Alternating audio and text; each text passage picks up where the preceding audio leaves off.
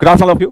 Finally आज हम valuation का रिवीजन शुरू करने वाले हैं। इस टॉपिक का इंतजार काफी बच्चों को था और जैसे कि आप जानते हैं कि ये टॉपिक हमारे सीएमए के सिलेबस का है और अगर आप हमारे इंस्टीट्यूट के स्टडी मटेरियल को देखेंगे तो वहां पर आपको वैल्यूएशन के नाम से 3 चैप्टर्स दिखेंगे।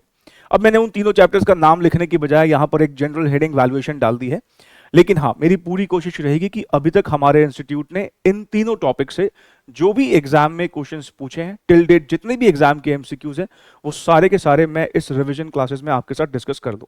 मतलब जैसे आप देखते ही हैं हमने बाकी चैप्टर्स का रिवीजन किया है, ठीक ऐसे ही उसी पैटर्न पर हम इस चैप्टर का भी रिवीजन करेंगे। अब अगर आप इस टॉपिक की इंपॉर्टेंस को देखें तो ये चैप्टर का जो एक रेंज है वो 7 से 12 नंबर है और दिसंबर 2019 में और जून 2022 में ये दो ऐसे अटेम्प्ट हैं जब इस चैप्टर से 12-12 एमसीक्यूज आए। देखिए, दिसंबर 19 और जून 2022। उसके अलावा भी अभी अगर जून 23 का ही देखें तो 11 क्वेश्चंस पूछे गए, दिसंबर 2020 में 10 क्वेश्चंस पूछे गए। तो 7 से लेकर 12 नंबर तक का एक रेंज है और ये रेंज फिर से चेंज हो सकता है। इंस्टीट्यूट का कोई नहीं पता, वो हो सकता है 12 से ज्यादा क्वेश्चंस भी पूछ ले और हो सकता है 7 से कम भी पूछ ले, लेकिन ये एक पास्ट का पैटर्न है जिसको देखते हुए हम अपनी फ्यूचर की भी तैयारी करते हैं। तो एक ठीक ठाक इंपॉर्टेंस वाला टॉपिक है। अब इस चैप्टर में हमारी जो प्रोफेशनल कैपेसिटी रहेगी, प्रोफेशनल कैपेसिटी का क्या मतलब है? देखो, जब हम कॉर्पोरेट अकाउंटिंग के टॉपिक पढ़ते हैं, for example issue of shares पढ़े या कंसोलिडेशन पढ़े हैं या फिर हम रिडेम्पशन ऑफ प्रेफरेंस शेयर्स पढ़े या अंडरराइटिंग पढ़े या कोई भी अकाउंट का टॉपिक पढ़े, तो वहां पर ना हमारी जो प्रोफेशनल कैपेसिटी होती है वो एक अकाउंटेंट की होती है। मतलब वहां पर हम मुंशी की हैसियत से बात कर रहे होते हैं। लेकिन यहां इस चैप्टर में हम जो हमारी प्रोफेशनल कैपेसिटी है वो एक प्रोफेशनल वैल्यूअर की है, मतलब एक वैल्यूएशन एक्सपर्ट की है। हम यहां पर एक वैल्यूअर की हैसियत से बात करेंगे।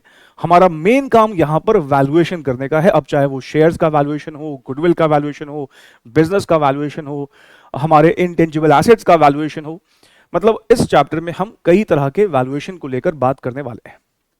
अब एक बात और भी आपको बताऊं कि हमारे इंस्टीट्यूट ने हालांकि वैल्यूएशन की ना बहुत अच्छे वाली खिचड़ी बनाई है। मतलब अगर मैं इस तीनों चैप्टर्स को अगर मैं देखूं तो इंस्टीट्यूट ने गुडविल का वैल्यूएशन, शेयर्स का वैल्यूएशन, बिजनेस का वैल्यूएशन, मैंने कहा जैसे अभी इंटेंजिबल एसेट्स का वैल्यूएशन, साथ में फिर वैल्यूएशन को लेकर जो अकाउंटिंग स्टैंडर्ड इंड एएस और उसके अलावा कुछ एफएम के कॉन्सेप्ट भी यहाँ पर मिक्स कर दिए हैं। मतलब बहुत बढ़िया वाली खिचड़ी बनाई है। और कायदा तो वैसे ये कहता था, जैसे कि हम हमेशा देखते हैं, ज्यादातर किसी 2-3 चीजों पर ही मेन फोकस किया जाता है ताकि बच्चा वो 2-3 चीजें अच्छे से सीख सके। फॉर एग्जाम्पल अगर मैं पुराने सिलेबसेस की बात करूं, जब जो आपसे पहले वाले सिलेबस था वहां पर इंस्टीट्यूट ने ना गुडविल का और शेयर्स का वैल्यूएशन डाला था और वो बहुत डिटेल में था। मतलब बहुत अच्छे से बच्चे को सीखने का मौका लगता था गुडविल के वैल्यूएशन और शेयर्स के वैल्यूएशन को। लेकिन यहाँ इंस्टीट्यूट ने और भी बहुत कुछ डाल दिया है। तो ऑफकोर्स अब हर एक पर्टिकुलर कॉन्सेप्ट के वैल्यूएशन पर उतना ज्यादा इंस्टीट्यूट ने फोकस नहीं रखा है जब जैसे कि होना चाहिए था, जब इंस्टीट्यूट किसी एक टॉपिक के वैल्यूएशन को लेकर ज्यादा डिटेल बात करता। बाकी चलिए, वो एक इंस्टीट्यूट के सिलेबस डिजाइन करने का अपना एक तरीका है। अब हम ना यहाँ पर क्या करने वाले हैं, मैं अब एक एक करके मैं उन 3 चैप्टर्स को हमारे इंस्टीट्यूट ने कैसे डिफाइन किया है, डिजाइन किया है, मैं उसको ना देख के एग्जामिनेशन को दिमाग में रखते हुए मैं हर एक कॉन्सेप्ट को आपको बताता चलूंगा। आज की क्लास में हमारा मेन मुद्दा वैल्यूएशन ऑफ गुडविल को सीखना है। मतलब गुडविल के वैल्यूएशन को लेकर हम कुछ बातें करेंगे और उसके बाद उसके ऊपर जितने भी एग्जामिनेशन एमसीक्यूज आए हुए हैं उन सबको हम डिस्कस करेंगे। तो फिर आइए बिना देरी के स्टार्ट करते हैं आज की क्लास को। Valuation of goodwill. देखिए, जैसे मैंने आपसे कहा कि हमारे इस वैल्यूएशन चैप्टर में कई सारे सब टॉपिक्स हैं, जिसमें से पहला सब टॉपिक जो मैं आपके साथ डिस्कस कर रहा हूं वो गुडविल का वैल्यूएशन है।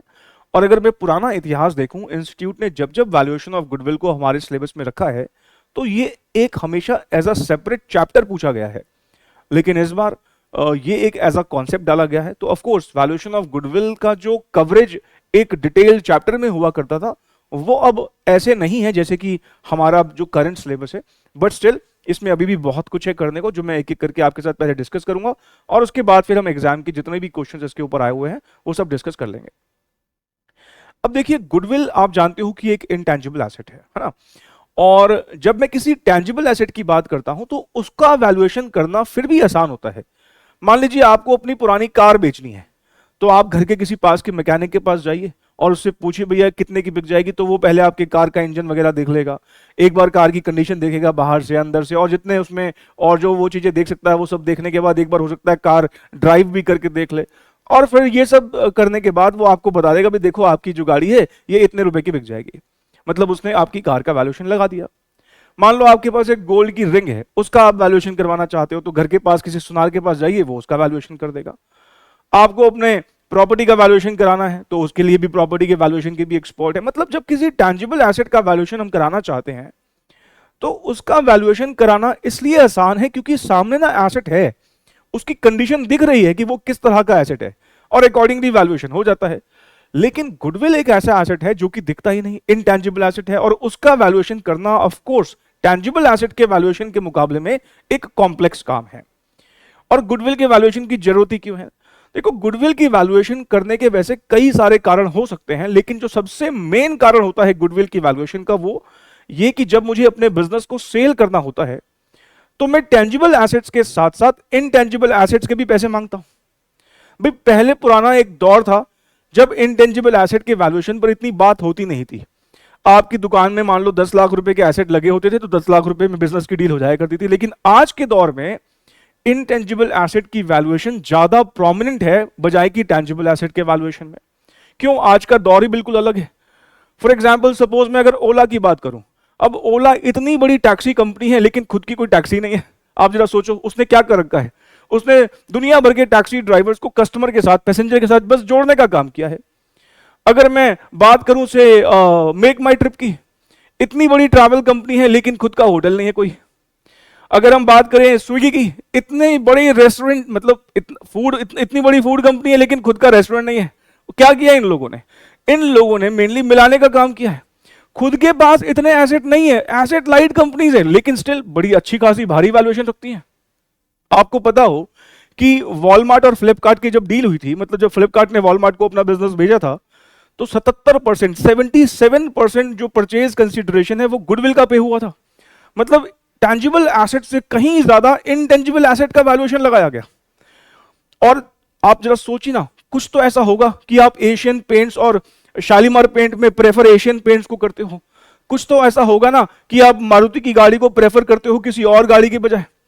कुछ तो ऐसा होगा ना कि आप बर्गर किंग और मैकडी में मैकडी जाना पसंद करोगे, या पिज्जा हट और डोमिनोज के मुकाबले में डोमिनोज में जाना पसंद करोगे। मान लो मैं ही, फॉर एग्जांपल, आप मुझे बड़े अच्छे से जानते हो, और मैंने मान लो डोमिनोज के ठीक सामने अपनी एक पिज्जा की दुकान खोल दी, एमजे पिज्जाज के नाम से, अपने मुकेश जसवानी पिज्जाज के नाम से दुकान खोल दी। अब आप ही मुझे बताओ कि मेरी दुकान पर आओगे कि डोमिनोज के पास जाओगे? सर ऑफ कोर्स डोमिनोज के पास जाएंगे, बल्कि आपको चढ़ाते हुए जाएंगे डोमिनोज के पास। सर, आप माना ठीक ठाक अकाउंट्स एफएम पढ़ा लेते होगे, पर पिज्जा बनाने की जब बात आएगी तो आपका उसमें नाम थोड़ी है, उसमें तो किसी और की गुडविल है। आपकी गुडविल पिज्जा बनाने में नहीं है। हाँ, लेकिन ये हो सकता है कि कल को मेरी भी गुडविल बन जाए। मान लो आप में से कुछ बच्चे कि चलो ठीक है, इन्होंने अकाउंट्स एफएम पढ़ाया, तो आउट ऑफ रिस्पेक्ट आ जाते हैं मेरी दुकान पर, और जब वो मेरी दुकान पर आते हैं और पिज्जा खाते हैं, उनको लगता है अरे क्या क्या टेस्ट है। मेरी पूरी वेज पिज्जा की दुकान थी और आपको लगा क्या मजेदार टेस्ट है, आप आ गए और आप इतने बड़े फैन हो गए उस पिज्जा के कि आपने बस खुद से ही मेरी एडवर्टाइजिंग करनी शुरू कर दी। लोगों को घर घर जाके बताने लगे, देखो वो पिज्जा बनाते हैं, क्या बढ़िया पिज्जा बनाते हैं। और गुडविल मेरी भी बन सकती है, लेकिन वो गुडविल बनाने में वक्त लगता है। तो जरा सोचिए, अगर आप किसी चले चलाए बिजनेस को खरीदेंगे, ऐसा कोई बिजनेस खरीदेंगे जिसका बिजनेस ऑलरेडी चल रहा है, तो वो आपसे टैंजिबल एसेट के साथ साथ इनटैंजिबल एसेट, और इनटैंजिबल एसेट पे सबसे भारी वैल्यूएशन गुडविल का होगा। मतलब वो आपसे गुडविल के पैसे भी चार्ज करेगा। जब वॉलमार्ट ने फ्लिपकार्ट को खरीदा, तो फ्लिपकार्ट के लिए उसने इतना भारी प्रीमियम क्यों दिया? क्योंकि फ्लिपकार्ट का इंडियन मार्केट में बहुत अच्छा खासा नाम हो गया था। अमेजॉन के बाद अगर किसी का नाम अगर है तो वो किसका है? फ्लिपकार्ट का ही है। तो वॉलमार्ट जो इंडिया में कब से आने की सोच के बैठा है, कभी अपने पैर जमा ही नहीं पाया, फ्लिपकार्ट के थ्रू उसने अपने पैर जमा लिए। तो गुडविल का वैल्यूएशन हमें अब यहां पर सीखना है, और गुडविल क्या है, कैसे है, ये सब चीजें जो यहां पर लिखी हुई है मैं सब आपको रीड करवाऊंगा, और मैं लेकिन अब एक एग्जाम्पल की मदद से और बातें भी आपको बताऊंगा। अब मान लीजिए आपके सामने ना ये 3 व्यापारी, 3 बिजनेसमैन है या 3 दुकानदार हैं, और जो ये तीसरा वाला दुकानदार है ना, मैं कह रहा हूं मान लो इन तीनों में सबसे ज्यादा गुडविल ना इस तीसरे वाले की है।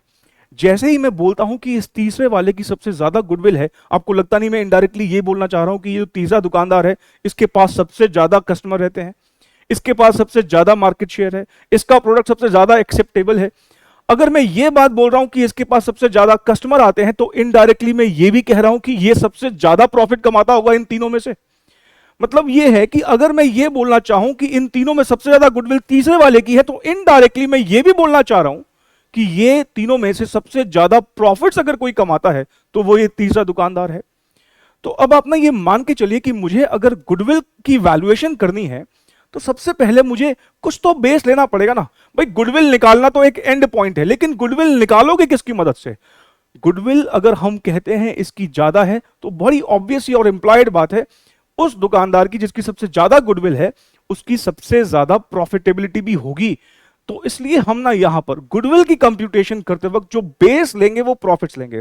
मैंने अभी जो आपके सामने जो यहां सब लिखा हुआ है मैंने अभी इसमें से कुछ भी डिस्कस नहीं किया, लेकिन अगर मैं यहां पर सिर्फ आपको एक बार मेथड्स दिखाऊं, जैसे अगर आप मेथड्स देखोगे, अभी सब डिस्कस करूंगा आपके साथ, इन सब में अगर आप एक कॉमन चीज देखोगे ना, हमने सारे मेथड्स में गुडविल की जो वैल्यूएशन करनी होगी उसके लिए बेस होगा प्रॉफिट्स। आप देखिए पहले मेथड का फॉर्मूला देखो, फ्यूचर मेंटेनेबल के आगे क्या है? Word profits. हालांकि फ्यूचर मेंटेनेबल प्रॉफिट पर मैं अभी बहुत अच्छे से बात करने वाला हूं, लेकिन मैं कहना क्या चाह रहा हूं कि प्रॉफिट मेन बेस है। आप दूसरा मेथड देख लो, यहां पर फिर से देखो क्या है? एफएमपी, मतलब एफएमपी में पी क्या है? प्रॉफिट है। तीसरा मेथड देख लो, सुपर प्रॉफिट बेस्ड मेथड।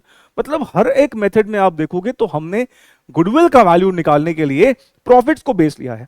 अब सवाल ये उठता है कि कौन से वाले प्रॉफिट्स, जो पास्ट में ये बिजनेसमैन कमा चुका या फिर जो फ्यूचर में, अगर अब मान लीजिए सपोज ये तीसरा दुकानदार है, आपको इसका बिजनेस टेक ओवर करना है, इसका बिजनेस खरीदना है, ठीक है, और मान लो आज ना 31 दिसंबर है, आज 31 दिसंबर 2023 है, आज ये प्रेजेंट डे है। अब पास्ट में इस बिजनेसमैन ने कुछ प्रॉफिट्स कमाए, कुछ क्या बहुत अच्छे प्रॉफिट्स कमाए। अगर आज आप इसका बिजनेस टेक ओवर कर लोगे तो फ्यूचर में आप सारे इन प्रॉफिट्स का हकदार होगे। आप एक चला चलाया बिजनेस ले रहे हो, मानते हो, अगर एक चला चलाया बिजनेस लोगे तो आपको उस बात का प्रीमियम देना पड़ेगा और उसी को गुडविल बोलते हैं। अब आप मुझे जरा सोच के बताइए, आप जो गुडविल के पैसे दोगे तो पहले गुडविल की वैल्यूएशन करनी पड़ेगी, और गुडविल की वैल्यूएशन किसके बेसिस पे करोगे? प्रॉफिट्स के बेसिस पे करोगे। कैसे करते हैं बताऊंगा अभी। तो वो जो प्रॉफिट्स आप कंसीडर करोगे, कौन से वाले प्रॉफिट लोगे? पास्ट वाले प्रॉफिट लोगे जो उस बिजनेसमैन ने पास्ट में कमाए, या फिर जो आप फ्यूचर में प्रॉफिट्स कमाओगे इसका बिजनेस टेक ओवर करने के बाद वो वाले प्रॉफिट लोगे? सर बहुत ऑब्वियस सी बात है, पास्ट में जो कमाया जा चुका है वो तो उसके पास ही रह गया, वो थोड़ी मुझे मिलने वाला है। फ्यूचर में जो कमाई होगी उसके हिसाब से ही हम प्रॉफिट्स देंगे। पास्ट में मान लो इलेक्ट्रिक व्हीकल का इतना दौर था नहीं, पास्ट में गाड़ियां डीजल की, पेट्रोल की चली हैं। मान लो आप एक ऐसी कंपनी को टेक ओवर कर रहे हो जो इलेक्ट्रिक व्हीकल को बड़ा जोर शोर से उस पर काम कर रही है, तो आप अगर उसको गुडविल के पैसे दोगे तो किसके बेसिस पे दोगे? जो प्रॉफिटेबिलिटी आपको होने वाली है। आगे जाके गवर्नमेंट पूरे फुल फ्लो में इलेक्ट्रिक व्हीकल्स को प्रमोट करेगी। अभी भी आपको दिखने तो लगी गई होंगी गाड़ियां इलेक्ट्रिक व्हीकल्स, आगे जाके तो दिखेंगी वही। तो मैं जब सामने वाले का बिजनेस टेक ओवर करूंगा तो पहले तो ये दिमाग में रखें, मुझे गुडविल का वैल्यूएशन करना पड़ेगा, क्योंकि गुडविल के पैसे देने हैं, और गुडविल के पैसे मैं दूंगा उसके पहले गुडविल की वैल्यूएशन करनी पड़ेगी। और गुडविल की वैल्यूएशन जो होगी वो किसके बेसिस पर? प्रॉफिट्स के बेसिस पर। और प्रॉफिट कौन से वाले? प्रॉफिट वो जो फ्यूचर में आप कमाओगे उसका बिजनेस टेक ओवर करने के बाद। सर लेकिन फ्यूचर के प्रॉफिट क्या पता? हमें कैसे पता फ्यूचर के प्रॉफिट क्या होंगे? अरे वही तो काम है, वही तो हमारा मेन काम है कि फ्यूचर के प्रॉफिट्स को आपको यहां पर एस्टिमेट करना है, और फ्यूचर के प्रॉफिट्स जो एस्टिमेट होंगे उसी को बोलते हैं फ्यूचर मेंटेनेबल प्रॉफिट्स। ऐसे प्रॉफिट्स जो फ्यूचर में मेंटेन्ड रहेंगे उनके बेसिस पर गुडविल निकाली जाएगी। मैंने आपको ऊपर सारे मेथड जो लिखवाए ना, उन सारे मेथड्स में एक चीज कॉमन है, फ्यूचर मेंटेनेबल प्रॉफिट्स, मतलब एफएमपी। तो अभी गुडविल के वैल्यूएशन से भी पहले, गुडविल के मेथड्स के ऊपर मैं बात करूंगा, उससे पहले मुझे यह बात करनी है कि what is this FMP, future maintainable profits. FMP क्या होता है? अब मैं ये एफएमपी पर बात करूं, गुडविल के वैल्यूएशन के बारे में जितनी बातें अभी लिखी हुई है ना यहां पर सामने, मैं वो स्लाइड्स अभी आपके सामने रख रहा हूं, और मैं ऑफ कोर्स उसको ज्यादा वक्त नहीं दूंगा लिखने का। मैं कुछ देर के लिए वीडियो, वो स्लाइड आपके सामने होगी, आप उसका स्क्रीनशॉट ले सकते हो, और अगर आप चाहो तो उसकी नोटिंग भी कर सकते हो वीडियो को पॉज करके, और फिर मैं डिस्कशन करना शुरू करूंगा।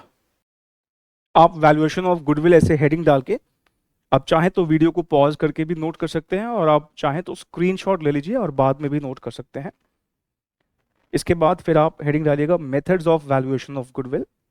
हमें इन ऑल 5 मेथड्स डिस्कस करते हैं। मैंने ना अभी कुछ भी रीड नहीं करवाया है, पहले मैं सब डिस्कस करने के बाद इस सबको रीड भी करवाऊंगा आपको।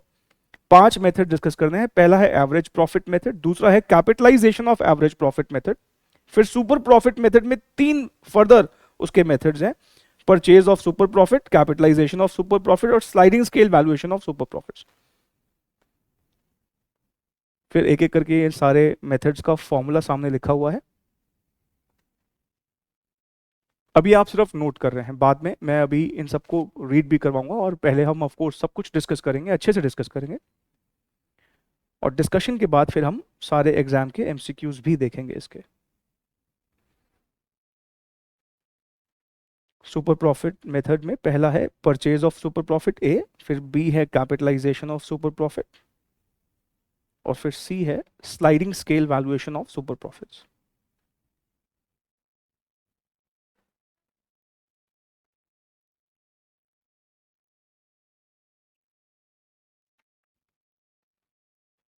जैसे मैंने आपसे कहा, इन सारे मेथड्स में जो हमें मेन एक टर्म पर बात करनी है अच्छे से, वो है फ्यूचर मेंटेनेबल प्रॉफिट्स, ठीक है, एफएमपी। तो एफएमपी के बारे में अभी लिख लीजिए आप, इसको मैं अभी इसी को भी एक्सप्लेन करूंगा पहले, मेथड्स पर तो हम बाद में आएंगे, पहले हम इसी को डिस्कस करेंगे। तो आप अभी लिख लीजिए इसके बारे में, फिर एक साथ डिस्कशन शुरू करेंगे और जो आगे का लिखने का होगा मैं आपको फिर बताऊंगा। फिलहाल अभी जितना ये लिखा हुआ है ये आप लिख लीजिए पहले। एफएमपी का डिस्कशन टोटल 3 स्टेप्स में हो जाएगा और ये पहला स्टेप आप पहले नोट करें।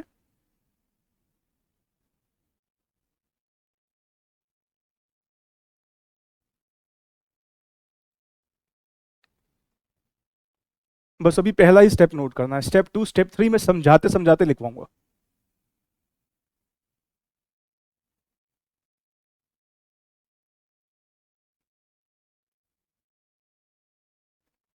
अब ना आप अपने पेन वेन छोड़ के ना आप ध्यान से प्लीज मेरी बातों को सुनेगा। देखिए, एफएमपी की कैलकुलेशन अगर समझ में आ जाती है, उसके बाद गुडविल के मेथड्स पर कुछ भी नहीं है, इतने प्यार से इतने आराम से हो जाएंगे।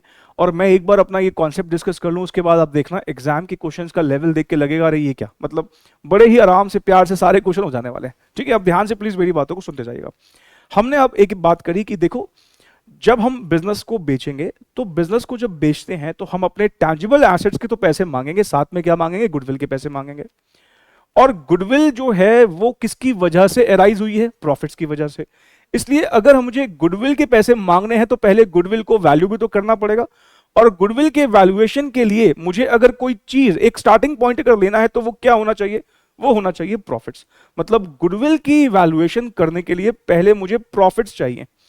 अब सवाल ये उठता है कि प्रॉफिट्स कौन से वाले, सामने वाला बिजनेस, जो भी इंसान हमारा बिजनेस खरीद रहा है वो पैसे उसके नहीं देगा जो पास्ट में हमने कमाया, वो पैसे उसके देगा जो फ्यूचर में वो कमाएगा।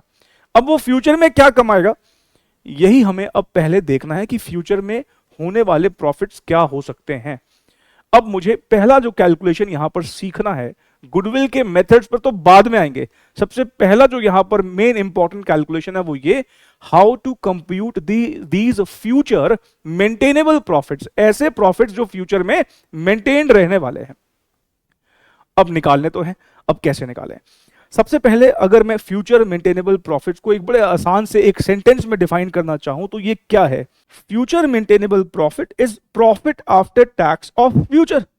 भाई फ्यूचर मेंटेनेबल प्रॉफिट ना अपने आप में एक बड़ी भारी टर्म लग रही थी, मैंने आपके लिए सिंप्लीफाई कर दिया। एफएमपी कुछ नहीं है, फ्यूचर में होने वाला प्रॉफिट आफ्टर टैक्स ही है। मान लो मैं इस साल बिजनेस को टेक ओवर करता हूं अगर, तो अगले साल मुझे क्या प्रॉफिट आफ्टर टैक्स हो सकता है, उसी को एफएमपी बोलते हैं। तो फ्यूचर में होने वाला प्रॉफिट आफ्टर टैक्स ही फ्यूचर मेंटेनेबल प्रॉफिट होता है। ये अगर आप निकाल लेते हो, मतलब फ्यूचर में होने वाला पैट निकाल लेते हो, उसके बाद गुडविल को वैल्यू करना बिल्कुल भी मुश्किल नहीं है। अब सवाल यही उठता है कि कैसे निकाले ये फ्यूचर में होने वाला पैट। देखो, फ्यूचर का प्रॉफिट निकालने के लिए सबसे बेस्ट पैरामीटर तो है कि पास्ट में आपने क्या मुनाफे कमाए, उसको बेस लेकर फ्यूचर पे एक बार झांक लो कि क्या हो सकता है। एग्जाम्पल के तौर पर मान लीजिए आप सीएस क्वालिफाई कर जाते हैं, ठीक है, और आपको मान लो सीएस क्वालिफाई किए हुए 5 साल हो भी चुके हैं और अभी आप जहां पर जॉब कर रहे हैं वहां पर आपको 1 लाख रुपए महीना मिलता है। अब आप उस जॉब से खुश नहीं है, जॉब छोड़ना चाहते हैं, आपको लगता है सैलरी बढ़ाते ही नहीं, तो आपने 4-5 जगह अपनी सीवी भेज दिया, आपको एक जगह से कॉल भी आ गई। अब जैसे ही वहां पर आप जाते हो इंटरव्यू के लिए और आपकी फाइनल सैलरी डिसाइड होती है, तो सामने वाला आपकी जो नई सैलरी आपकी होगी, अभी 1 लाख मिलता है, लेकिन जो नई सैलरी होगी वो आपकी तय हो उससे पहले सामने वाला क्या पूछेगा, अभी कितना कमाते हो, तो आप बोलोगे अभी 1 लाख रुपए कमाते हैं। तो अब ना उस डिस्कशन के लिए एक स्टार्टिंग पॉइंट मिल गया, अच्छा अभी 1 लाख रुपए कमाते हैं, अब अगर बात होगी आगे तो 1 लाख से ऊपर ही होगी ऑफकोर्स। अब 1 10 पर फाइनल हो, 1 20 हो, 1 25 हो, मतलब आपने पास्ट को बेस लिया कि पास्ट में 1 लाख रुपए की सैलरी मिल रही थी, उसको बेस बनाते हुए अब आप फ्यूचर की सैलरी जो डिसाइड कर लोगे। ठीक है, ऐसे हम यहां भी कर सकते हैं। फ्यूचर का पैट निकालने के लिए पास्ट के पैट देख लो कितने हो रहे हैं, और उसके हिसाब से फ्यूचर के पैट को प्रेडिक्ट कर लो। कैसे करना बताऊंगा अभी, लेकिन फ्यूचर का पैट आप ऐसे निकाल सकते हो। लेकिन कई बार ऐसा भी होता है कि पास्ट में वो पैरामीटर थे ही नहीं, पास्ट बेसिस बन ही नहीं सकता फ्यूचर के सैलरी को डिसाइड करने के लिए, फ्यूचर के प्रॉफिट को डिसाइड करने के लिए। सर एग्जांपल देके बताओ। अब मान लो आप अभी अभी फ्रेश सीएस क्वालिफाई की हो, अभी नए नए सीएस बने हो, अभी तक ट्रेनिंग कर रहे थे, ट्रेनिंग में आपको 8,000 रुपये महीना मिल रहा था। अब आप फ्रेश सीएस बन चुके हो, ट्रेनिंग खत्म हो चुकी है, इंटरव्यू देने के लिए गए हो, सामने वाला पूछता है अभी कितना आपको मिल रहा था, आप कहते हो सर अभी हमें महीने का 8,000 रुपये स्टाइपेंड मिल रहा था। तो सामने वाला बोलता है चलो ठीक है 10,000 में डन किया, आ जाना कल से।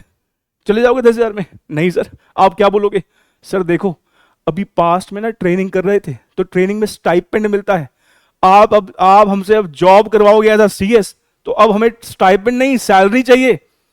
8,000 पास्ट बेस नहीं है फ्यूचर की सैलरी के लिए। सेम बात यहां पर भी है। अगर मान लो आप एक ऐसी कंपनी की बात कर रहे हो जो पास्ट में अभी फिलहाल वैसे कोई बिजनेस थे ही नहीं, जैसे मैंने कहा इलेक्ट्रिक व्हीकल, अरे पास्ट में तो गाड़ियां बिकी हैं डीजल की, पेट्रोल की। पास्ट इतना बड़ा बेस, मतलब पास्ट जो है सही गाइडेंस दे ही नहीं पाएगा फ्यूचर के लिए, तो आपको फ्यूचर बिल्कुल फ्रेश स्लेट पर लिखना पड़ेगा। पास्ट है ही नहीं वैसा, क्या कर सकते। तो जब हमारा पास्ट ही बेसिस ना हो, या मान लो पास्ट में वो जो कंपनी है पास्ट में नुकसान कर रही थी, अभी ही प्रॉफिट पर आई है और अब एक बड़ी भारी बढ़िया कंपनी बन सकती है, तो पास्ट में बेसिस नहीं है, इसलिए फिर हमें बिल्कुल फ्रेश फॉरकास्टिंग करनी पड़ेगी फ्यूचर की। मतलब एक तरीका है पास्ट को बेस लेकर फ्यूचर का प्रॉफिट निकालो, और दूसरा तरीका पास्ट को देखो ही मत, सिर्फ नए तरीके से फ्यूचर को देखो और उसके बेसिस पर फॉरकास्टिंग करो। ये जो पास्ट को बिना देखे फ्यूचर के प्रॉफिट को निकालना, ये हमारे सिलेबस में नहीं है। हमारे सिलेबस में क्या है, हम पास्ट के प्रॉफिट्स को ही बेस लेकर फ्यूचर के प्रॉफिट्स को एस्टिमेट करेंगे। ठीक, तो ये बात ध्यान रखनी है। अब एफएमपी की कैलकुलेशन में अगर आप देखें तो हमें टोटल 3 स्टेप्स यहां पर परफॉर्म करने हैं। 3 स्टेप्स होते ही हमारा एफएमपी निकल जाएगा, और हमारा जो पहला स्टेप है वो है कैलकुलेशन ऑफ एडजस्टेड प्रॉफिट्स। ठीक है, अभी फिलहाल आप एडजस्टेड प्रॉफिट पहला स्टेप, दूसरा स्टेप साइड में रखो। आप बस दिमाग में एक बात रखो कि आपको फ्यूचर में होने वाला प्रॉफिट आफ्टर टैक्स निकालना है।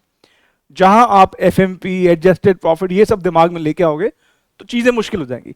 आप बस अपने दिमाग में जो मेन काम है क्या करना है, फ्यूचर में होने वाला प्रॉफिट आफ्टर टैक्स कंप्यूट करना है। और मैं आपके लिए थोड़ा सा आसान कर देता हूं।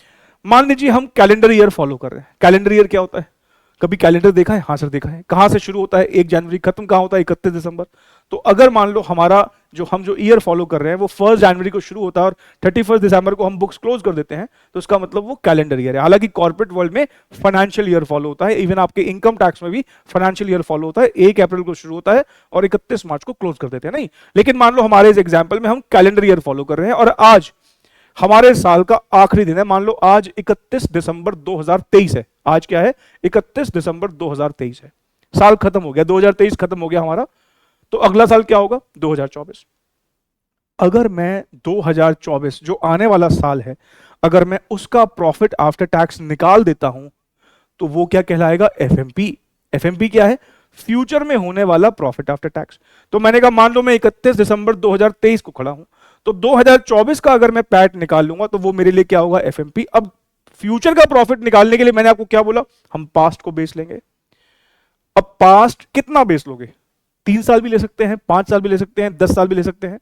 ये डिपेंड करता है कि आप पास्ट कितना कुरेदना चाहते हैं, पास्ट कितना एनालाइज करना चाहते हैं, उसके हिसाब से आप नंबर ऑफ ईयर ले सकते हैं। मान लीजिए अभी एकेडमिकली हम पास्ट 3 साल ले रहे हैं। हमारे इवन एमसीक्यू में 5-5 साल भी दे रखे होते हैं, लेकिन अगर वो 5 साल का डेटा देगा ना तो फिर क्वेश्चन में ज्यादा जान नहीं होती और ज्यादा कोई एडजस्टमेंट नहीं होती। सिर्फ वो 5 साल का डेटा दे देगा, बड़े आराम से हो जाएगा। अब देखेंगे अभी आप, और कई बार तो हमें वो सीधा एवरेज भी करके दे देता है। वो चलो जब आएगा तब देखेंगे। फिलहाल मैंने कहा मुझे फ्यूचर का पैट निकालना है, उसके लिए मैंने कहा पास्ट को बेस लेना है। और पास्ट भी कितना? हमारे इस एग्जाम्पल में हमने पास्ट के 3 साल बेस ले लिए। अब मैंने कहा हम 2024 का पैट अगर कंप्यूट करना चाहते हैं तो मैंने 2023 साल ले लिया जो अभी अभी जस्ट खत्म ही हुआ है, 2022 का साल ले लिया और 2021 ले लिया। आप चाहें तो और भी पास्ट के ईयर्स ले सकते हैं, हमें कितना लेना है ये डिपेंड करता है, हमें क्वेश्चन में इंफॉर्मेशन दे रखी होगी तो उसके हिसाब से देख पता लग जाएगा। फिलहाल मैंने इस एग्जाम्पल में 3 साल ले लिया। शुरुआत हमने करी प्रॉफिट बिफोर टैक्स से। पहले आपको क्या करना है, पास्ट के जो ये 3 साल मैंने लिए हैं, शुरुआत मैंने किससे करी है, प्रॉफिट बिफोर टैक्स। ठीक ठीक है सर। अब मान लीजिए पास्ट में जो हमने प्रॉफिट्स कंप्यूट किए हैं उनमें कुछ गलतियां थी, कुछ एरर्स थे, या कुछ ओमिशन, मतलब कुछ हम कोई एंट्री करना भूल गए। एग्जाम्पल के तौर पर मान लीजिए 2021 में हमने एक खर्चा गलती से 2 बार दिखा दिया। 1 लाख का खर्चा था, 2 बार हमने 1-1 लाख रुपए डेबिट कर दिया। तो खर्चा तो 1 लाख रुपए का था पर आपने 2 लाख दिखा दिया, इसका मतलब आपके प्रॉफिट ज्यादा घट गए हैं, गलत प्रॉफिट है। तो आपको क्या करना चाहिए, उस गलती की वजह से प्रॉफिट घटे हुए हैं तो वापस जोड़ दो। मान लो आप पास्ट में एक इनकम दिखाना भूल गए, ओमिशन, एक इनकम दिखाना ही भूल गए 2 लाख रुपए की, तो क्योंकि इनकम नहीं दिखाई आपके प्रॉफिट घटे हुए होंगे, तो वो जो इनकम नहीं दिखाई दिखा दो, मतलब आपने प्रॉफिट बढ़ा दो। कहने का मतलब यह है कि पास्ट में अगर कुछ गलतियां हो रखी हैं और उन गलतियों की वजह से अगर प्रॉफिट घटे हुए हैं तो वापस से बढ़ा दो, और बढ़े हुए हैं तो घटा दो। क्योंकि अगर मैंने गलत प्रॉफिट को ही बेस ले लिया तो बहुत ऑब्वियस ही बात है फ्यूचर में भी प्रॉफिट, फ्यूचर का प्रॉफिट भी गलत ही निकाल देंगे ऐसे तो। और फ्यूचर का प्रॉफिट ही गलत निकल गया तो फ्यूचर की गुडविल भी गलत निकल आएगी। गुडविल कैसे निकालनी है तो पता नहीं, अभी अभी देखेंगे, लेकिन फिर फ्यूचर की गुडविल भी गलत निकल आएगी। इसलिए पहला जो हमारा मेन काम होता है वो ये कि हम पास्ट में हुई गलतियों को ठीक करते हैं। अब मैंने कहा ना, मैं अब स्टेप 1 आपने लिखा था, अब मैं साथ साथ कुछ बातें लिखवाऊंगा। तो हमारा जो पहला एडजस्टमेंट है एरर ओमिशन का, ये क्यों कर रहे हैं, पहले लॉजिक बताओ इसका। सर इसका लॉजिक ये है कि पास्ट में जो गलतियां हुई हैं उनकी वजह से प्रॉफिट गलत हो चुके हैं, तो प्रॉफिट ठीक कर रहे हैं ताकि फ्यूचर का प्रॉफिट भी ठीक निकाल पाए। तो इसके नीचे एक नोट लिखो, नोट लिखो, पहला नोट,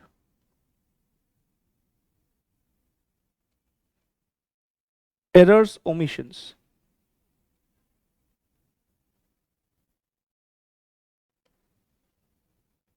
are adjusted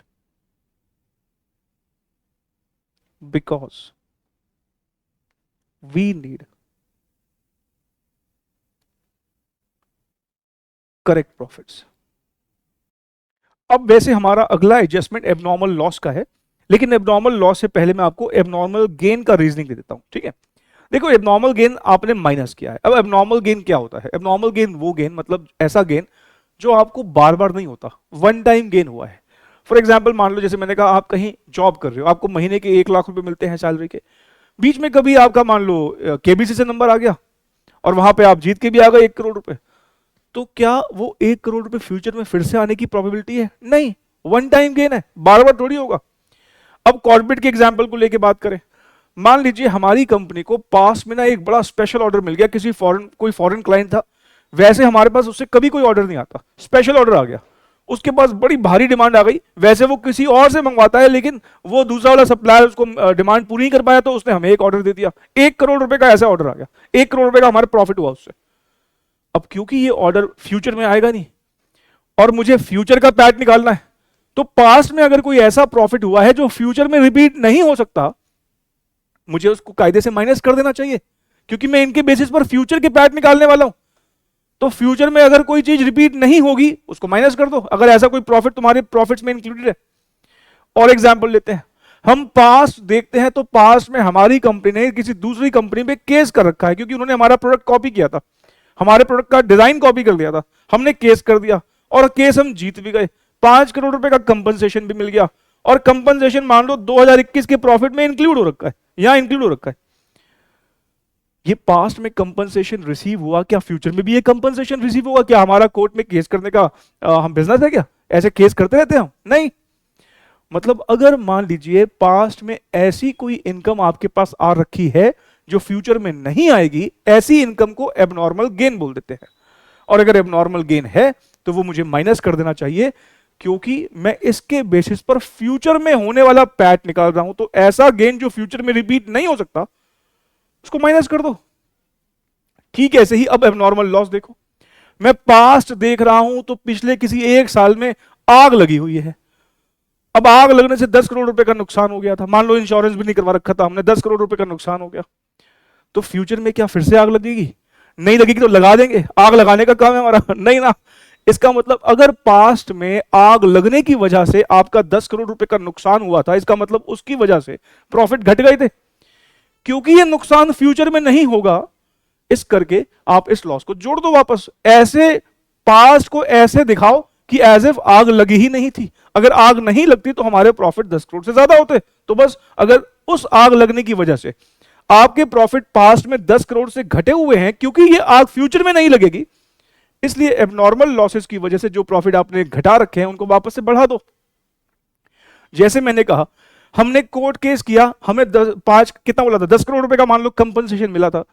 तो कंपनसेशन हमें मिला था तो हमारे लिए तो एबनॉर्मल गेन था, लेकिन मान लो जिसने पे किया है उसकी कंपनी को देखोगे तो उसके लिए एबनॉर्मल लॉस है। उसको ये कंपनसेशन फ्यूचर में थोड़ी पे करना है, फ्यूचर में क्योंकि उसको नहीं पे करना तो वो अपने अपने उसमें अगर मान लो वो भी गुडविल की वैल्यूएशन कर रहा है तो वो एबनॉर्मल लॉस को जोड़ देगा। कहने का मतलब ऐसा कोई इवेंट हुआ है जो फ्यूचर में नहीं रिपीट होगा, ऐसे इवेंट की वजह से अगर हमारे प्रॉफिट घटे हुए हैं तो जोड़ देंगे, एबनॉर्मल लॉस की वजह से प्रॉफिट घटे हुए होंगे तो जोड़ देंगे, एबनॉर्मल गेन की वजह से प्रॉफिट बढ़े हुए होंगे तो घटा देंगे। क्यों बढ़ा घटा रहे हैं? क्योंकि ये वो प्रॉफिट है जो फ्यूचर में रिपीट होगा नहीं, या वो लॉस है जो फ्यूचर में रिपीट नहीं होगा।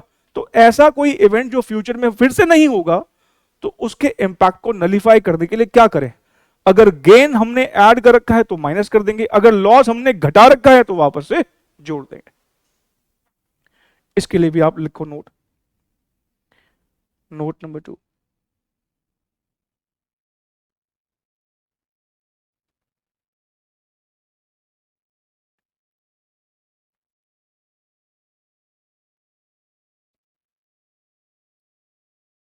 abnormal loss and abnormal gain is adjusted because it will not occur in future। अब हमारा जो यहां पर फाइनल एडजस्टमेंट है वो है नॉन ऑपरेटिंग एक्सपेंसेस और इनकम्स का। देखिए नॉन ऑपरेटिंग इनकम या एक्सपेंसेस क्या होते हैं, इसका जिक्र हमने रेशियोज टॉपिक में भी किया था, बट मैं यहां पर फिर से इसका एक बार आपको एग्जांपल दे देता हूं। देखिए हर एक बिजनेस की एक ऑपरेटिंग इनकम होती है और एक नॉन ऑपरेटिंग इनकम होती है। ऑपरेटिंग इनकम वो इनकम है जो कि उसके कोर बिजनेस से आ रही है। एक फार्मास्यूटिकल कंपनी अगर दवाइयां बेचने से जो इनकम लाती है वो उसके लिए ऑपरेटिंग इनकम है। जूते बनाने वाली कंपनी जूते बेचने से जो इनकम लाती है वो उसके लिए ऑपरेटिंग इनकम है। हमारे लिए ट्यूशन फीस या जो भी हम फी रिसीव करते हैं वो हमारे लिए ऑपरेटिंग इनकम है। और हर एक कंपनी की अगर आप बैलेंस शीट देखोगे तो उन्होंने कहीं पर इन्वेस्टमेंट्स भी कर रखी होती है, मतलब उनके भी आप देखोगे बैंक में एफडीज होंगे, उन्होंने भी म्यूचुअल फंड में इन्वेस्टमेंट कर रखा होगा, दूसरी कंपनी के शेयर्स में इन्वेस्टमेंट कर रखा होगा। और उनकी भी अगर आप देखोगे एक नॉन ऑपरेटिंग इनकम होती है, मतलब ऐसी इनकम जो कोर बिजनेस से नहीं आई। और वो कौन सी इनकम है? Dividend income, interest income. हर कंपनी की बैलेंस शीट अगर आप देखोगे तो उनके वहां पर इन्वेस्टमेंट्स दिखेगी और उनका पीएनएल देखोगे तो वहां पर अदर इनकम दिखेगी, मतलब जो ऑपरेटिंग इनकम नहीं है। और नॉन ऑपरेटिंग इनकम का बेस्ट एग्जांपल है इंटरेस्ट या डिविडेंड रिसीव होना। और मान लीजिए मैं किसी ऐसे बिजनेस को टेक ओवर कर रहा हूं जो कि मिठाइयां बनाती है, तो मैं उसको गुडविल के पैसे किसके दूं? जो उनके मिठाइयों के बिजनेस से मुनाफे हुए हैं। भाई अगर मान लीजिए उनके प्रॉफिट्स में इंटरेस्ट और मान लो इनके प्रॉफिट्स में इंटरेस्ट और डिविडेंड भी इंक्लूडेड है, और मैंने अगर ये भी इंक्लूडेड रहने दिया तो प्रॉफिट ज्यादा निकल के आएंगे। प्रॉफिट ज्यादा निकल के आने का मतलब समझ रहे हो, इसके बेसिस पे गुडविल निकालनी है तो गुडविल की वैल्यू भी ज्यादा आएगी। अरे भाई मैं गुडविल के पैसे दूंगा उस बात के, उन प्रॉफिट्स के जो उसके मेन बिजनेस की वजह से है। अगर मैं डोमिनोज को टेक ओवर कर रहा हूं तो उनका बिजनेस पिज्जा बेचने का है, तो पिज्जा बेचने से जो प्रॉफिट्स हुए हैं उनके बेसिस पर मैं गुडविल दूंगा ना। अगर उन्होंने इंटरेस्ट इनकम या डिविडेंड इनकम भी रिसीव कर रखी है तो उसमें गुडविल काहे की? भाई मुझे अगर इंटरेस्ट इनकम या डिविडेंड इनकम ही कमानी हो तो मैं किसी का बिजनेस क्यों टेक ओवर करूं? मैं खुद इन्वेस्टमेंट कर दूंगा, मैं बैंक में एफडी करा दूंगा, मैं किसी दूसरी कंपनी के शेयर खरीद लूंगा, आ जाएगा मेरे पास डिविडेंड इनकम, इंटरेस्ट इनकम। क्योंकि हम सामने वाले को गुडविल के पैसे देंगे और गुडविल उसके बिजनेस की वजह से है। डोमिनोज को आप उसकी इंटरेस्ट इनकम की वजह से थोड़ी जानते हो, आप पिज्जा बेचने की वजह से जानते हो। लिबर्टी को आप जूते बेचने की वजह से जानते हो। ऐसे ही किसी बड़ी फार्मास्यूटिकल कंपनी का अगर मैं नाम लूं से सन फार्मा, तो उसका नाम दवाइयां बेचने से है, ना कि उसकी इंटरेस्ट या डिविडेंड इनकम से। तो इसलिए अगर हमारे प्रॉफिट्स में नॉन ऑपरेटिंग इनकम है तो उसको पहले घटा लो, क्योंकि नॉन ऑपरेटिंग इनकम अगर आपने जुड़ी रहने दी तो प्रॉफिट इन्फ्लेटेड आएंगे, प्रॉफिट बढ़े हुए आएंगे तो गुडविल भी अननेसेसरी बढ़ी हुई आएगी। और मैं सामने वाले को उन प्रॉफिट्स के पैसे देना चाहूंगा ना जो उनके गुडविल, जो उनके बिजनेस की वजह से है, क्योंकि मैं तो उनकी बिजनेस इनकम में इंटरेस्टेड हूं, ना कि उनकी नॉन बिजनेस इनकम में। ठीक ऐसे ही अगर हमारे कोई नॉन ऑपरेटिंग खर्चे हैं वो माइनस हो रखे हैं तो वो हम जोड़ देंगे। जैसे कि मान लो loss on issue of debenture हमने डेबिट कर रखा है, भाई वो एक बिजनेस का खर्चा नहीं है, जोड़ दो। हमने प्रीलिमिनरी एक्सपेंसेस भी डेबिट कर रखे, जोड़ दो, बिजनेस का खर्चा नहीं है। तो अगर आपके कोई नॉन ऑपरेटिंग एक्सपेंसेस घटे हुए हैं जोड़ दीजिए, और नॉन ऑपरेटिंग इनकम जुड़ी हुई है घटा दीजिए। क्योंकि हमें ये इस चौथी एडजस्टमेंट को एडजस्ट करने के पीछे लॉजिक क्या है, क्योंकि हमें बिजनेस इनकम चाहिए। गुडविल का पैसा हम बिजनेस इनकम का देंगे, ऑपरेटिंग इनकम का देंगे, ना कि नॉन ऑपरेटिंग इनकम का। तो मैंने यहां पर 4 चीजें एडजस्ट कराई, और जिसमें से दूसरे और तीसरे नंबर का तो लॉजिक सेम हुआ। पहले का लॉजिक क्या है एरर ओमिशन का, कि हमें ठीक प्रॉफिट चाहिए। एबनॉर्मल लॉस और एबनॉर्मल गेन को एडजस्ट करने के पीछे लॉजिक क्या है, हमें वो प्रॉफिट्स चाहिए जो फ्यूचर में भी हो, या ऐसा कोई नुकसान या प्रॉफिट जो फ्यूचर पास्ट में हुआ है लेकिन फ्यूचर में नहीं होगा, उसको एडजस्ट कर लो। क्योंकि पास्ट में हमें कोई वन टाइम कॉन्ट्रैक्ट मिला था और उसकी वजह से प्रॉफिट इंक्लूडेड है, वो प्रॉफिट फ्यूचर में मेंटेन्ड नहीं रहेगा, फ्यूचर मेंटेनेबल प्रॉफिट निकालना है, इसलिए उनको हम वहां पर माइनस कर देते हैं वापस। तो एबनॉर्मल लॉस एबनॉर्मल गेन को एडजस्ट करने के पीछे रीजन क्या है, क्योंकि वो इवेंट ऐसे हैं जो फ्यूचर में रिपीट नहीं होंगे, इसलिए उनको एडजस्ट किया। और नॉन ऑपरेटिंग इनकम और गेन्स को एडजस्ट करने के पीछे रीजन क्या है, कि हमें बिजनेस की इनकम चाहिए, ऑपरेटिंग इनकम चाहिए, ना कि नॉन ऑपरेटिंग इनकम। तो तीसरा रीजन लिख लो आप,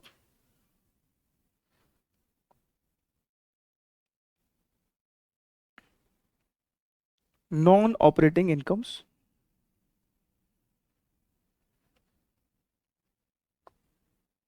oblique expenses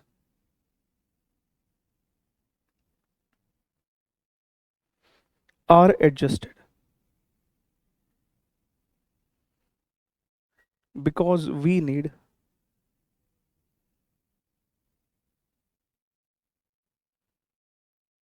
operating profits. Operating profits का क्या मतलब होता है, बिजनेस प्रॉफिट्स।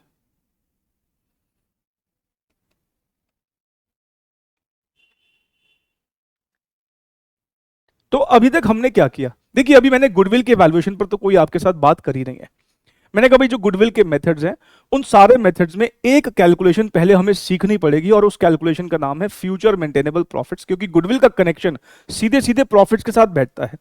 और प्रॉफिट्स भी कौन से वाले, भाई हम किसी बिजनेस को टेक ओवर करेंगे तो हम उसके फ्यूचर में होने वाले प्रॉफिट्स में ही इंटरेस्टेड होंगे, इसलिए हमें जो प्रॉफिट हमें बिजनेस खरीदने के बाद होंगे वो वाले प्रॉफिट कंप्यूट करने सीखने हैं।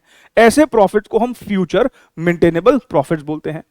मैंने कहा इतना भारी भरकम नाम याद रखोगे तो ज्यादा आपको प्रॉब्लम होगी, तो आसान से शब्दों में मैंने एफएमपी को क्या बताया, फ्यूचर में होने वाला प्रॉफिट आफ्टर टैक्स ही तो है।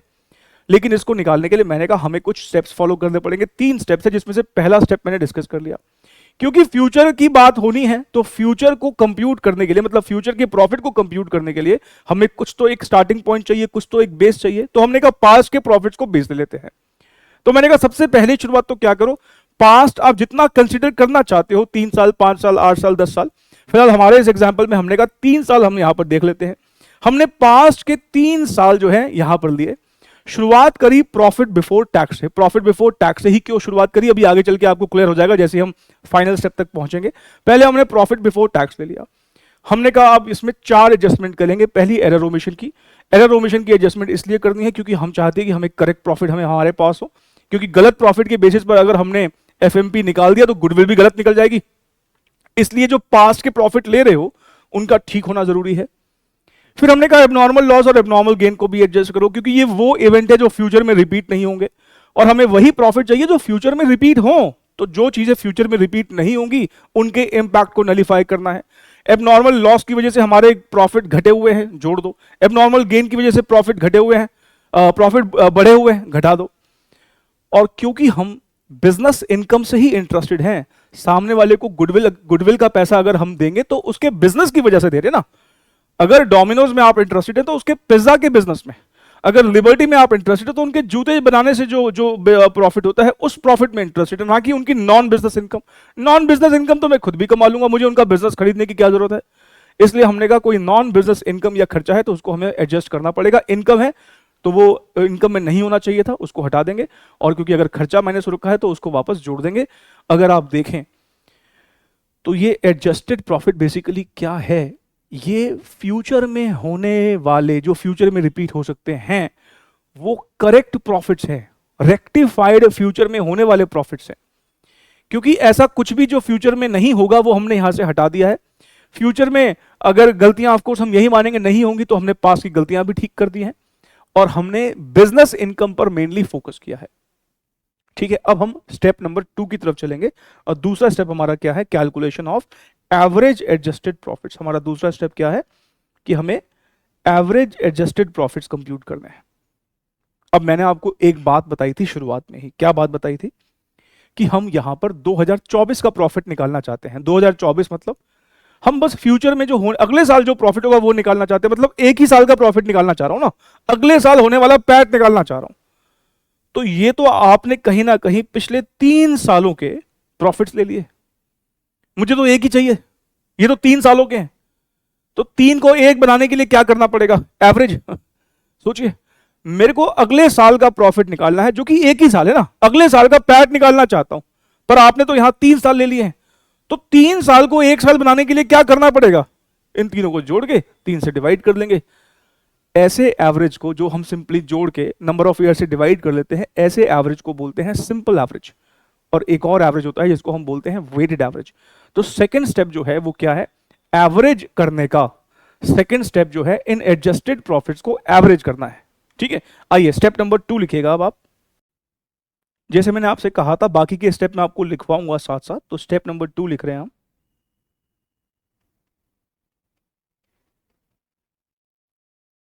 कैलकुलेशन ऑफ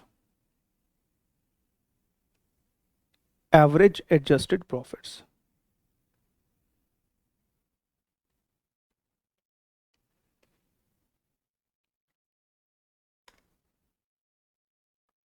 अब ना मैं कुछ केसेस के थ्रू इसको समझाऊंगा, तो केस 1 लिखिएगा। 2021, 2022, 2023, और मान लीजिए वो चारों एडजस्टमेंट करके मैंने आपको सीधे एडजस्टेड प्रॉफिट दे दिया। ये 100, ये 80, ये 150। तो मुझे बताइए एवरेज कैसे निकालोगे। सर इसमें क्या पूछने वाली बात है, इन तीनों को जोड़ देंगे और 3 से डिवाइड कर देंगे। हाँ बस यही करना है। बताओ जी कितना होता है। सर ये हो गया 330 डिवाइड बाय 3, 110। ठीक है, एवरेज क्यों कर रहे हैं, क्योंकि सर हम फ्यूचर का पैट निकाल, जैसे मैंने यहां 3 साल लिए हैं 2023 तक, तो मैं 2024 का पैट निकाल रहा हूं जो कि एक ही साल है, और मेरे पास तो ये 3 सालों के मुनाफे हैं। 3 साल को 1 साल बनाने के लिए एवरेज करना ही सही रहता है, तो इसलिए हम यहां पर एवरेज इसलिए कर रहे हैं कि हमें भाई एक ही साल का प्रॉफिट चाहिए, 3 सालों का थोड़ी चाहिए। केस 2,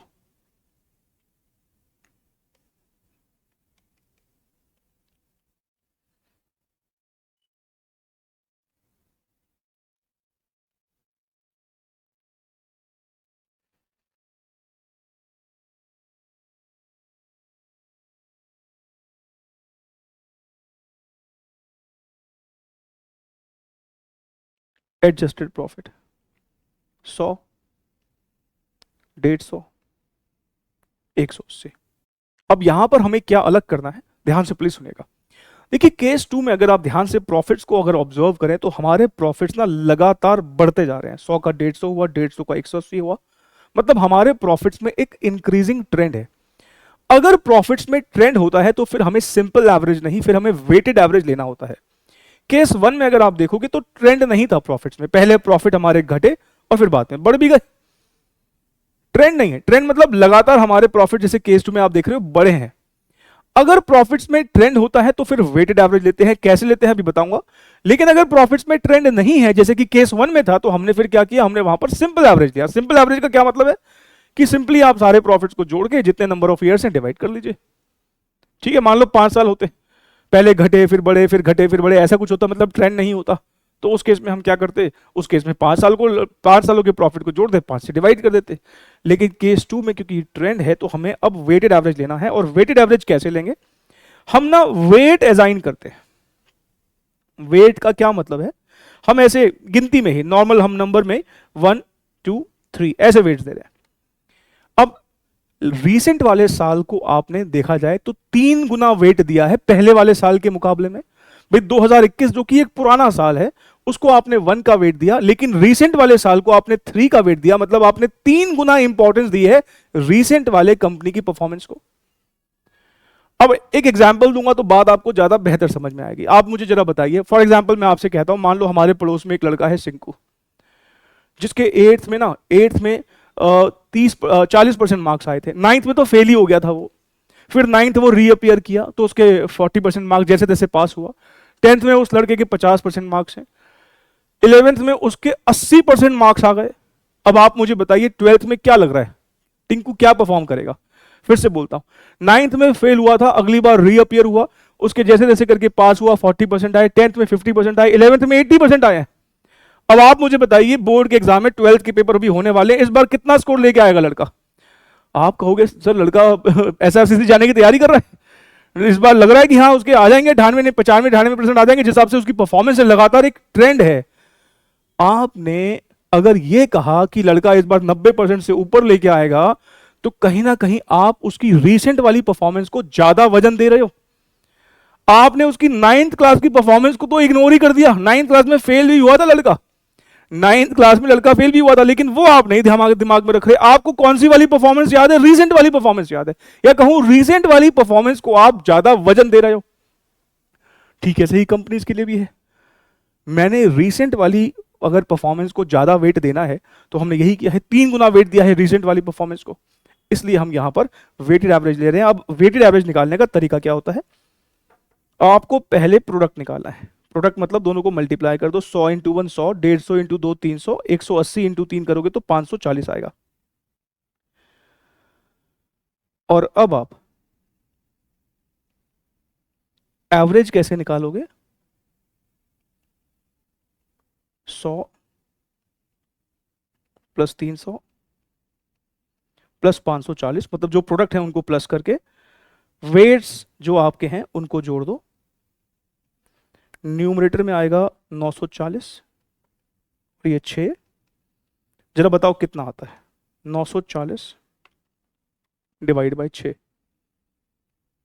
156.67। ठीक है, अब आप मुझे बताइए, ये जो आपने एवरेज लिया है ये भी एक एवरेज ही है, लेकिन ये कौन सा एवरेज है, ये वाला वेटेड एवरेज है। और ऊपर जो एवरेज लिया था वो कौन सा एवरेज लिया था, ये वाला सिंपल एवरेज लिया था। ठीक है, तो आप ऊपर वाले में भी लिखो ऐसे सिंपल और इसमें लिखो एवरेज, क्या यहां ब्रैकेट में लिखो वेटेड। यहां वेटेड क्यों लिया, बिकॉज प्रॉफिट्स में ट्रेंड था। केस नंबर 3 की तरफ बढ़ते हैं, और ये रहा आपके सामने केस नंबर 3। देखिए केस नंबर 3 को अगर आप देखोगे तो यहां पर भी एक प्रॉफिट्स में ट्रेंड है, लेकिन इस बार ट्रेंड अगर आप देखोगे तो डिक्लाइनिंग ट्रेंड है, प्रॉफिट्स लगातार गिर रहे हैं। देखो ट्रेंड होना जरूरी है, चाहे इंक्रीजिंग हो या डिक्रीजिंग हो। अगर ट्रेंड है चाहे गिरता हुआ या बढ़ता हुआ, हमें वेटेड ही लेना है। अब मान लो मैं अगर आप में से किसी बच्चे से पूछूं कि बताओ इस बार वेट्स कैसे असाइन करें, 1 2 3 लिखें या 3 2 1 लिख दे इस बार, तो कुछ बच्चे बोल देंगे कि सर क्योंकि डिक्रीजिंग ट्रेंड है तो इस बार वेट 3 2 1 दो। नहीं, वेट्स हमेशा ऐसे दिए जाते हैं कि रीसेंट वाले साल को ज्यादा ही इंपॉर्टेंस दी जाती है। मतलब वेट हमेशा 1 2 3 ही देंगे, असेंडिंग ऑर्डर में ही देंगे। रीसेंट वाले साल को सबसे ज्यादा वेट क्यों देंगे। अब मैं जरा वही टिंकू वाला एग्जांपल लूं, मान लो टिंकू का भाई सिंकू है। सिंकू जो है 9th क्लास में अपनी क्लास का टॉपर था, 90% मार्क्स आए थे उसके। 10th क्लास में उसके 70% आए। 11th क्लास में अभी जैसे गिरते पड़ते पास हुआ है 45% लेकर। अब मुझे बताओ सिंकू जो है 12th क्लास में कितने मार्क्स लेके आएगा। अब आप क्या कहोगे, सर लड़का बुरी संगत में जा चुका है, इस बार पता नहीं पास ही हो जाए, वही बड़ी बड़ी बात है। मतलब आपने अभी भी रीसेंट वाली परफॉर्मेंस को ज्यादा वजन दिया ना। आप भूल गए ना कि वो 9th में टॉपर भी रहा था। आपने अभी 11th क्लास में देखा कि जैसे तैसे पास हुआ है, तो पता नहीं 12th में पास हो भी पाएगा कि नहीं हो पाएगा। मतलब ये कि आपने अभी भी, चाहे ट्रेंड डिक्लाइनिंग था, पहले इंक्रीजिंग ट्रेंड था, अब डिक्लाइनिंग ट्रेंड था उसकी परफॉर्मेंस में, अभी भी आपने रीसेंट वाली परफॉर्मेंस को ही ज्यादा वेट दिया है। तो सेम बात यहां पर भी है। अगर कंपनी के प्रॉफिट्स लगातार गिर रहे हैं तो हो सकता है ना कि कंपनी के ऑपरेशन में सही में कोई प्रॉब्लम आ गई हो, सही में कंपटीशन इतना ज्यादा बढ़ गया हो कि प्रॉफिट्स लगातार गिरते ही जा रहे हैं। चलिए अब हम क्या करेंगे, वही सेम प्रोडक्ट और एवरेज एडजस्टेड प्रॉफिट्स,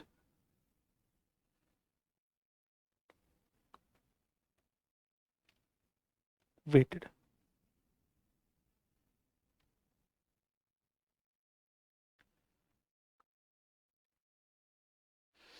जरा जोड़ के बताना कितना आ रहा है। 410 डिवाइड बाय 6,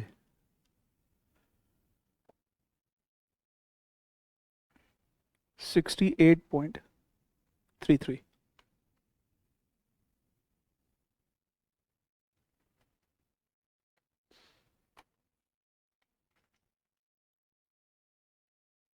केस नंबर 4, आप मुझे बताइए यहां पर क्या करना चाहिए, सिंपल एवरेज ले कि वेटेड एवरेज ले। सर देखिए ना, इंक्रीजिंग ट्रेंड है, वेटेड एवरेज लेना चाहिए। भाई ध्यान रखिए, 2 साल दे रखे हैं, सिर्फ 3 साल नहीं है इस बार। और 2 साल कभी भी ट्रेंड नहीं बता सकते। अगर 2 ही साल है तो अगले साल ऑफ कोर्स या तो बढ़ेगा या घटेगा। जैसे आपने बढ़ने पर बोला इंक्रीजिंग ट्रेंड है, तो घटता तो बोलते डिक्रीजिंग ट्रेंड है। इसका मतलब 2 साल में तो ऐसे हमेशा ही ट्रेंड होगा। 2 साल कभी भी ट्रेंड बताने के लिए इनफ नहीं होते, क्योंकि या तो ऑफ कोर्स बढ़ेगा या घटेगा। ट्रेंड अगर पता करना है तो कम से कम 3 साल होने जरूरी है। इसका मतलब अगर आपको 2 साल दे रखे हैं तो वहां पर हमें हमेशा सिंपल एवरेज ही लेना होता है।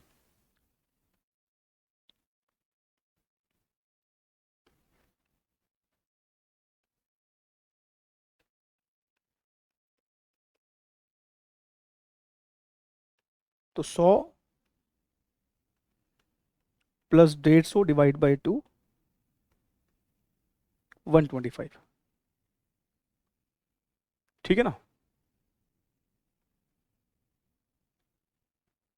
तो ये 4 केसेस करने के बाद अब आप मुझे बताइए कि एवरेज को लेकर आपके क्या कंक्लूजन्स हैं।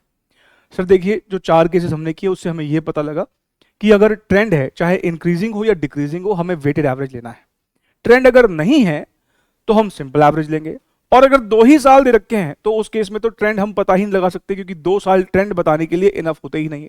तो 2 साल में तो हमेशा हम एवरेज ही लेंगे, सिंपल एवरेज ही लेंगे। तो वेटेड आपको सिर्फ कब लेना है, जब 2 से ज्यादा साल हो और उन सारे सालों में एक बढ़ता हुआ या घटता हुआ ट्रेंड अगर आपको दिखे।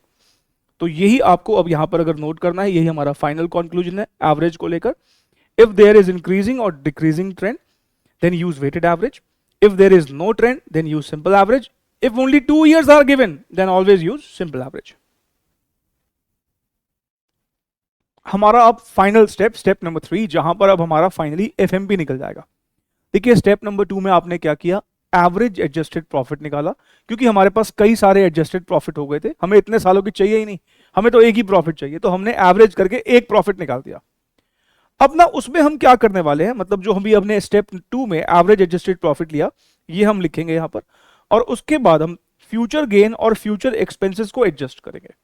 अब ये फ्यूचर गेन और फ्यूचर एक्सपेंसेस, जैसे कि आप नाम से ही देख रहे हैं, ऐसा कोई गेन जो हमें पास्ट में नहीं होता था पर फ्यूचर में होगा, तो वो हमें जोड़ना है, क्योंकि हम फ्यूचर का पैट निकाल रहे हैं। और ऐसा कोई खर्चा जो पास्ट में नहीं होता था पर आगे से होगा, तो वो वाला खर्चा माइनस करना पड़ेगा। एग्जाम्पल देके बताइए सर। ठीक है, एग्जाम्पल देके बताते हैं। मान लीजिए जिसका हम बिजनेस टेक ओवर कर रहे हैं ना, उस इंसान ने ज्यादा प्रोफेशनल लोग नहीं रखे हुए। वहां देखता हूं उन्होंने सारा काम ग्रेजुएट से चला रखा है। लेकिन हमें लगता है कि भाई जब हम बिजनेस को टेक ओवर करें, हम उसको प्रोफेशनली मैनेज करेंगे, हम chartered accountants, company secretaries, MBS वगैरह सब हायर करेंगे और एक बढ़िया से अपनी ऑर्गेनाइजेशन को चलाएंगे। पर ये सारे लोग जो आपने बोले अभी, एमबीए, सीए, सीएस, ये सब महंगे आते हैं, इनके लिए अच्छी सैलरी देनी पड़ेगी।